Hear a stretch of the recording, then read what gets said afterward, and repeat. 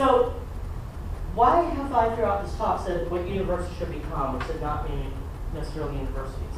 I don't think what we're doing is sustainable because I think most of what we're doing is stupid. So this made the rounds in education, circles throughout, this story called the Shadow Scholar. So this is a guy, and there's tons of them, probably a guy, could be a woman, I don't know, who full-time job is to write papers for students. Not just papers, entire dissertations, PhD level stuff, master theses. Now in defense of our field, it says very specifically doesn't touch anything with a significant science component, or he doesn't touch anything with math. But anything else, he will write for you for a fee. And in particular, you know who he says that the worst? It's education majors, right? These are the frontline troops, right? So this brings up two very deep questions. So most of the discussion has been about the ethics of this, and yeah, it's bad. But the two elephants in the room is, first, what does it say about the intellectual rigor of a lot of these fields if somebody with no specific training in the field, but somebody who's really smart, good at research, and a good writer, can produce doctoral level work that passes the muster of a committee? The second elephant room, especially with this education majors, how much of this is laziness, or how much of it is because the kinds of things we assign students to do is artificial and useless and has no meaning? So teachers can certainly, they can go get a master's in education and get a higher salary. My mother, who taught kindergarten through second grade all of her adult life, did that. When got a master's degree, paid the money for it because in the long run, she got a higher salary. But she'll be first to tell you, it didn't change the way she taught. She had been teaching for several decades by the time she was doing that master's degree. She probably knew more practical things about being in a classroom with a group of second graders than any of her professors. And I will have you know, she wrote everything herself. You know. The point I want to make there is that, you know, for her to get a master's degree, she deserved a higher salary just because she was that good, not because she has a master's degree, and was getting that master's degree really the best use of her time. We had a bit of what Mark Guzdial and COC calls the unpleasantness. So this is before your time. When I first arrived here in 2001, the College of Computing was embroiled in sort of a cheating scandal because vast numbers of the introductory computer science class have been accused of cheating. And this is a story that got on Slashdot, you know, because it got in a, you know, it's, let's see, what is this, the Washington Times right here? Washington Post. You know, it made the national news. Let's see, how many stories? 979 comments on the introductory course. And a lot of the discussion, you know, centered around the reason the students said that they were cheating. And part of it is that the rules were kind of fuzzy. Part of it was that at the time, CS was actually, I think, doing an incredibly awful job of teaching this class. And they didn't have places to go to help. But beyond that, there's a question of, wait a minute, what were we making students do? Around that time, it was before my time here, but tech switched from quarters to semesters, and at the time they decided that every tech student needed to take an introductory computer science class that's incorporating data structures and algorithms. And there was one class, and it was a class CS designed for their majors, and it was based on a dialect of Lisp called Scheme. And you can imagine how this went over with your average accounting major or biology major.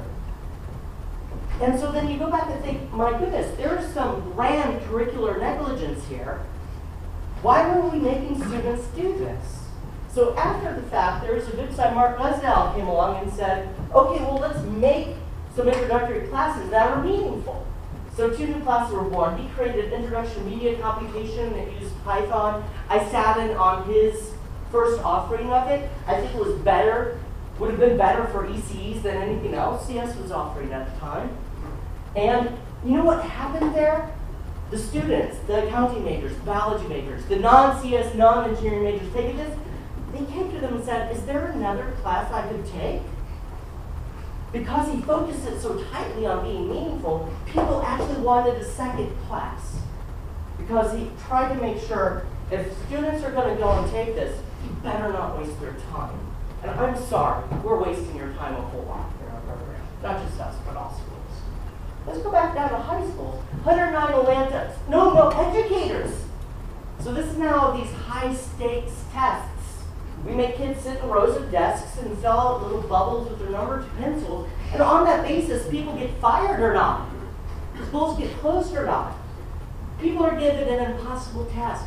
And so whether it's teachers being asked to educate students from very difficult backgrounds with no resources, or whether it's Georgia Tech students being asked to study impossible and for them useless material with no resources, people will game out the system. But it's up to the point now, because funding's involved, the Georgia Bureau of Investigation is going around high schools. They're talking about potentially putting teachers and school administrators in jail. They're talking about jail time for teachers. Why is the Georgia Bureau of Investigation involved with this? Something's really screwed. No child left behind. I was so happy when Obama got elected, I thought a lot of this crap would go away. No, it just got worse. So if you go online and you ask university budget cuts, you have to ask yourself the question, what if we're no longer a publicly funded university at all? You know, the strategic plan assumes that Georgia Tech still exists, that it should exist, that it's still getting state funding. Links go on about faculty reduced to tears over budget cuts. But now here's the real elephant in the room. I'm not the first person to say this. Is it a good idea for people to go potentially hundreds of thousands of dollars into debt that they'll never be able to repay? Is that a good use of their money? Is it a good use of their time? If you're underwater on your mortgage, if you need to leave it, if you can't make your house payments and your mortgage is more than your house is worth, you can walk away from that mortgage. You can't walk away from your student debt. So over here we've got 5 people. And I'll ask you to bear with me for a couple of minutes past the bell. So we've got some of these are recognized: Bill Gates, Steve Jobs, Mark Zuckerberg. There's Sean Fanning. He started Napster. Dropped out of, I think it was Northeastern, Northwestern, one of the drug things. And here's our own Chris Klaus. Chris Klaus is a couple of years younger than me. And then this guy's Peter Thiel. Talk about him in a second. What all these people have in common is that they all left school to start the business. And it's not that they're so smart that they didn't need school per se. And it's not that everyone who starts their own business hits big. There's certainly tons of people who leave school, start business, and the business flops. What's unique about all of these, if you think about their businesses, whether it's Microsoft, Apple, Internet Security Systems, Napster, Facebook, is the timing was critical. What would Facebook have been if Mark Zuckerberg had waited to finish college?